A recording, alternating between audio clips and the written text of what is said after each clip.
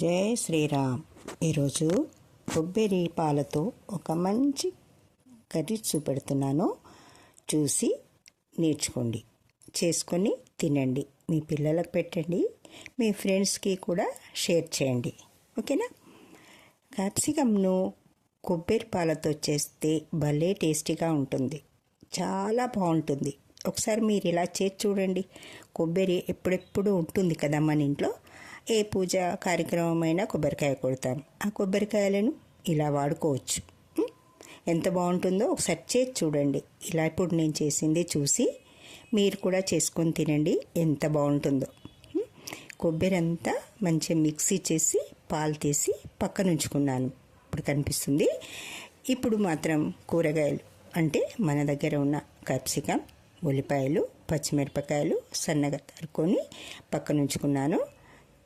తర్వాత స్టవ్ మీద గిన్నె పెట్టి నూనె పోసుకొని జీలకర్ర, ఆవాలు వేసుకొని కాస్త చిటపటలాడనిచ్చి అప్పుడు ఉల్లిపాయ, పచ్చిమిరపకాయలు రెండే వేసాను. ఎక్కువ వేయలేదు, ఎందుకంటే నీళ్ళు పడి ఉడుకుతుంది కనుక కారం ఎక్కువ అవుతుంది దీనికి.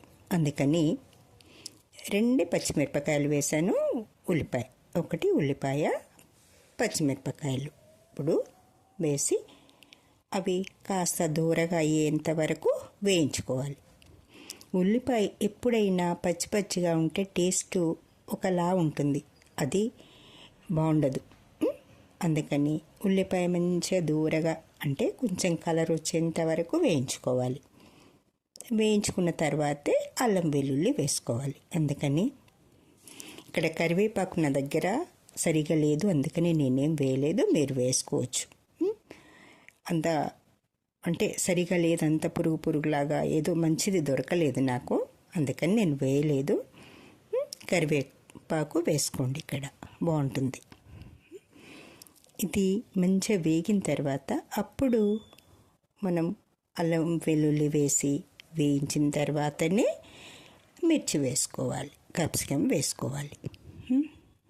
అంత లోపల మీరందరూ ఏం చేస్తున్నారు? రామనామ జపం చేస్తున్నారా? రామనామ కీర్తనలు పాడుతున్నారా? చూసారా? ఆరోగ్యంగా ఉండాలంటే రామనామం నిరంతరం చేయాలి.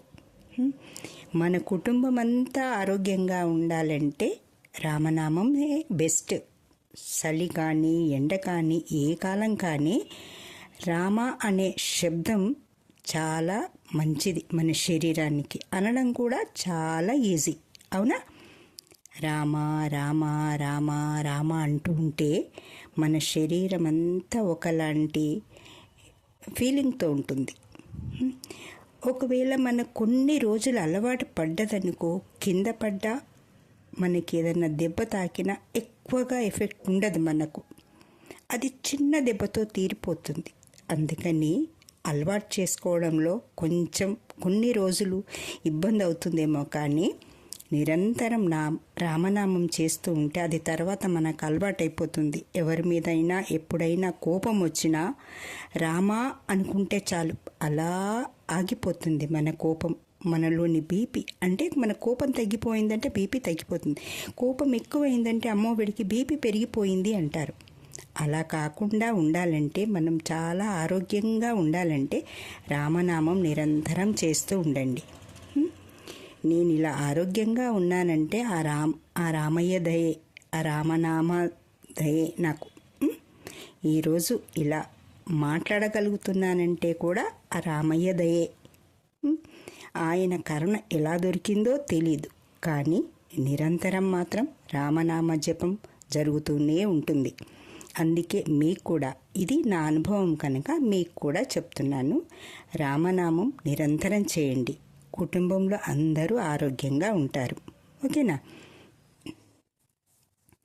మిరపకాయ ఈ క్యాప్సికమ్ వేసిన తర్వాత ఉల్లిపాయ అది అల్లం వెల్లుల్లి గోలిన తర్వాత క్యాప్సికమ్ వేసాం కదా, అది కూడా కాస్త నూనెలో ఫ్రై అయితే ఆ టేస్ట్ బాగుంటుంది. అందుకని ఓకేనా? అది కాస్త ఫ్రై అయిన తర్వాత అప్పుడు దీంట్లోకి పసుపు, కారము, ఇంకేం వేయాలి, సాల్ట్. అన్ని వేసినా సాల్ట్ వేయకపోతే టేస్ట్ బాగుండదు కదా, అది మాత్రం మర్చిపోవద్దు. అలా అని ఎక్కువ కూడా వేయకూడదు కదా. చూసుకొని, అంటే మనకి ఎంత పడుతుంది, మనం ఎంత తినగలం. సాల్ట్ ఎక్కువ అయిందనుకోండి మనకు బీపీ పెరిగిపోతుంది అంటారు కదా. సాల్ట్ ఎప్పుడు ఎక్కువ కాకూడదు. కొంచెం తక్కువ వేసుకున్నా పర్లేదు, టేస్ట్ లేదు అనుకున్నప్పుడు చూసినాక కూడా మళ్ళీ వేసుకోవచ్చు. అదే కారం ఎక్కువైపోయింది అనుకోండి నోరు మండిపోతుంది, అందరూ చెడిపోయిందని తిడతారు.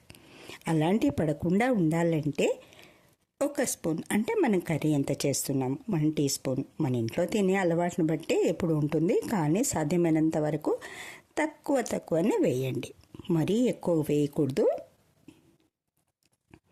ఇప్పుడు నూనెలో ఈ కారము, సాల్టు, పసుపు అంతా గోలింది కదా. అది గోలిందని అనుకున్నప్పుడు ఈ మనం రెడీ చేసి పెట్టుకున్న కొబ్బరిని మిక్సీ చేసి బట్టలో వేసి నీళ్ళు ఇలా తీస్తే పాలు వస్తాయి. మనం పలసగా కావాలా చిక్కగా కావాలా అనే దాన్ని బట్టి ఇది సరిపోతుంది. ఆ కప్పు కూడా నిండలేదు, అంటే నీళ్ళు ఎక్కువ పోసుకుంటే నిండుతుంది, కానీ ఇక్కడ ఉన్న కర్రీస్కి అది సరిపోతుంది. అందుకని ఆ కొబ్బరి పాలు అందులో పోసి కాస్త కలిపి మూత పెట్టి ఒక 5 నిమిషాలు అలా ఉడకనిస్తే చాలు, ఉడికిపోతుంది కదా. ఉడికింది తెలిసిపోతుంది కదా మనకి, ఇలా కలుపుతూ ఉంటే. మనకు సూప్ ఇంత కావాలా, ఇంకా కొంచెం తక్కువ కావాలా, తక్కువ ఉండనిద్దామా అనుకున్నప్పుడు దాన్ని ఇంకా సేపు ఉంచుకోవచ్చు.